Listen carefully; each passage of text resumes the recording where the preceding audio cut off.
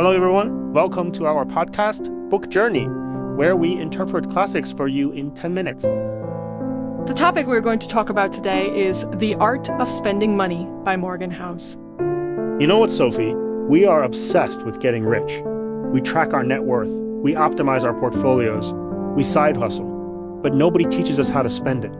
It's like training for a marathon for 20 years, crossing the finish line, and then just collapsing face first into the pavement. Speak for yourself, Sam. I'm pretty good at spending.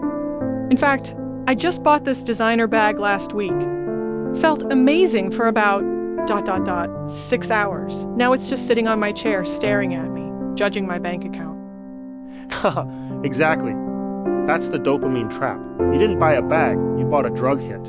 Housel's whole point in this book is that finance is a science, but spending is an art, and most of us are painting with our feet. Okay, Picasso. So why did I feel empty 6 hours later? Is it just buyer's remorse? It's because you were likely using an outer scorecard. This is a huge concept Housel borrows from Warren Buffett. There are two ways to live. The outer scorecard is, I want the world to see I'm doing well. But don't we all want people to think we're successful? I mean, if I drive a beat-up Honda, people assume I'm broke. And here's the man in the car paradox again. When you see a guy in a Ferrari, you don't think, wow, that guy's cool. You think, wow, if I had that Ferrari, people would think I'm cool. You don't care about him. You care about the object. So you bought the bag to get respect, but the bag doesn't bring respect. It just brings ... a bag. Damn, you really know how to kill the vibe, Sam. But okay, if buying nice stuff is a trap, what are we supposed to do? Live like monks? No, that's the other extreme. Housel talks about frugality inertia. This is fascinating. He meets these people who spent 40 years saving every penny to become millionaires. They finally retire. They have the money, but they can't spend it. They literally, physically cannot enjoy a nice dinner. Oh, I know someone like that. My uncle. He's loaded, but he still washes disposable plastic forks. It drives me crazy. Right, and that's a tragedy. He won the game of finance, but lost the game of life. Housel says the goal is not to have the biggest number on the screen when you die. The goal is to use money as a tool to maximize your inner scorecard. So what does good spending look like then? Give me an example that isn't a plastic fork.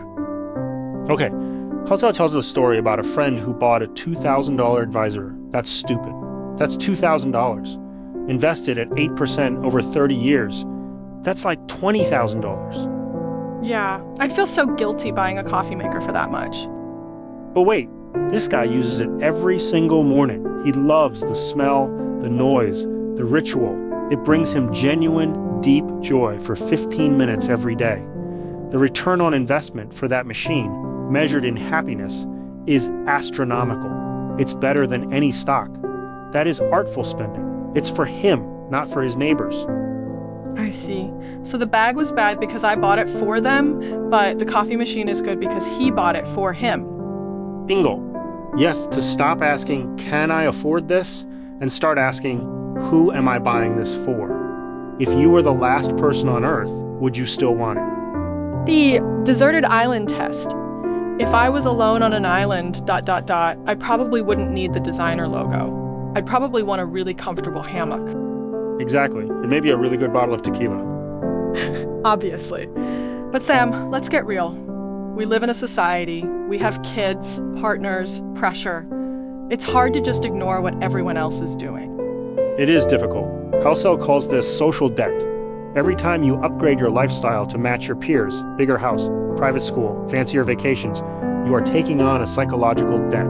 You have to keep earning to maintain that image. You lose your freedom. The most valuable asset is independence. I remember that from his first book. It's the core of everything. There's this great line, wealth is what you don't see. We see the cars and the clothes. We don't see the stress, the arguments about money, the insomnia. Housel says we need to define enough. If you don't define the finish line, you will keep running until you collapse. Defining enough sounds great in theory, but in practice, the goalpost always moves. I get a raise, I want a better apartment. It's human nature. It is. That's why you need to be reasonable, not rational. A reasonable person tries to maximize every dollar. A reasonable person admits, hey, I'm a monkey with a credit card. I need guardrails. So, give me the guardrails. How do I practice this art of spending starting tomorrow? I've got 3 rules for you. First, the 24-hour rule with a twist. The twist? Usually, people say, wait 24 hours to see if you'd still want it. I say, wait 24 hours and imagine you've already bought it. Visualize the item sitting on your floor, gathering dust. Visualize the credit card bill arriving. If the excitement survives the visualization of the cost, then buy it. Oh, brutal. Imagining the bill usually kills the mood.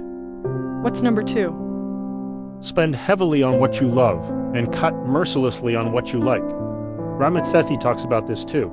If you love travel, spend $5,000 on a trip and don't feel guilty. But then, don't buy the $5 latte if you don't actually care about coffee. Be an extremist. Average spending is boring spending. I like that. I can be a travel snob and a generic brand cereal eater at the same time. Exactly. Be weird. The most artful spenders look weird to everyone else. And the third one is the most important, the sleep test. Is this about buying a good mattress? Because I'm totally down for that.